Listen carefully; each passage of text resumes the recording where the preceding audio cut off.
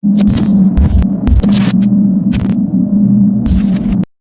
que beaucoup d'entre vous sont des fanboys à contester qui rêveraient de devenir mangaka, n'est-ce pas? Alors préparez-vous car c'est pas si simple en fait. Générique.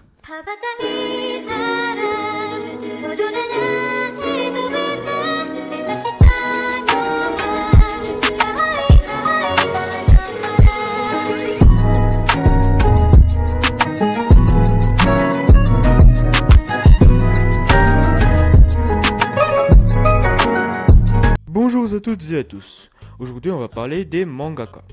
Les mangaka c'est ceux qui écrivent et dessinent les mangas.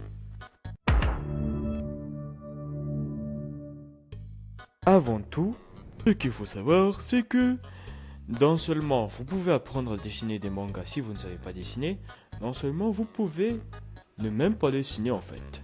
Car si vous avez un illustrateur avec vous, comme un pote par exemple, et ben votre pote peut le dessiner et le scénariser et vous serez tous les deux considérés comme mangaka. Mais pas seulement. Une fois que vous serez mangaka, si un jour vous l'êtes, vous pourrez également vous aider d'assistants qui vous aideront par exemple à faire les décors. Comme absolument tous les mangas du Weekly Shonen Jump, étant donné que bon, vu le rythme de ce magazine, voilà, vous savez.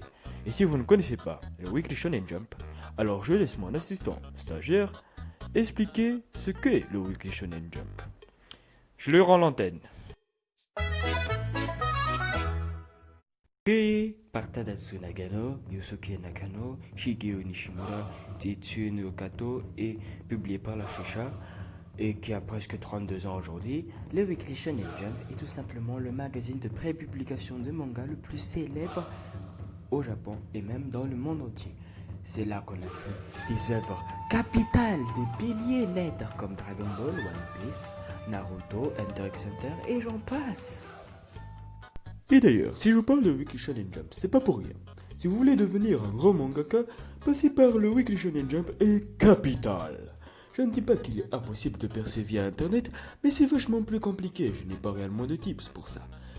À moins que vous soyez vraiment promouvu par toutes les stars, Robert Downey Jr., Akira Toriyama, plus je sais pas moi, Rudy Gobert, je pense pas que ce sera facile les frères. Hein. Mais bon, revenons au Weekly Shonen Jump. Et là aussi vous êtes malin, vous allez me dire, comment on y entre au Weekly Shonen Jump alors qu'il y a Dragon Ball, il y a One Piece, il y a Naruto, il y a Hunter. Ah ben la réponse, eh ben, elle est simple. Par le biais de deux concours. Deux concours qui se reproduisent chaque année.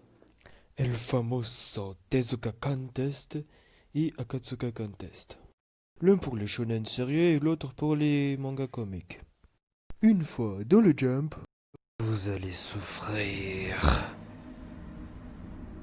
Déjà niveau manque de sommeil, burn-out, même problème de santé en général, crois-moi tu seras servi mon vieux. Et puis, si tu as une commu active, très active, alors là laisse tomber tes grasses matinées, tu t'appelles pas Dogashi. C'est mort. Et alors là, plus pression des fans, des éditeurs, ça te pousse à travailler plus. En bref, t'auras la totale. Bon, trêve de bavardage. Tout ça c'est beau, vous allez me dire. Mais ça c'est pour promouvoir le manga. Et même dans la réalisation, c'est assez personnel. Ça dépend de vous. Et là, il faudra être très créatif. Cependant, malgré que vous décidez du scénario et de l'histoire, j'aimerais quand même faire quelques leçons de scénario, quelques leçons scénaristiques, erreurs de débutants à éviter et même quelques conseils. Tous ces cadeaux. Et le premier conseil est assez évident. C'est qu'il vous faut une base sur laquelle vous allez vous reposer, une sorte de brouillon quoi. Comme par exemple cette page. Cette page que j'ai presque finie comporte des éléments rouges que vous voyez. Ces éléments rouges vont nous permettre de ne pas faire d'erreur, étant donné que ces éléments rouges sont des sortes de repères qui vont vous permettre par exemple de ne pas faire d'erreur dans la proportion du visage ou des membres. Il faut aussi introduire son univers et bien le respecter. Un point simple en apparence, mais il faut faire très attention avec celui-ci. Car souvent, ce qui amène à la descente aux enfers d'une œuvre, c'est leur incohérence. C'est pour ça qu'il faut bien introduire son univers et le respecter. Rendre le tout plus immersif et agréable à lire.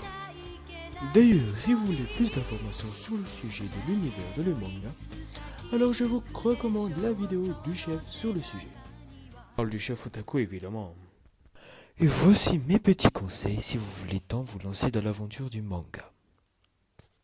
Nous arrivons à la fin de la vidéo. Nous allons devoir nous quitter. Mais n'oubliez jamais, les mangas, c'est plus fort que toi.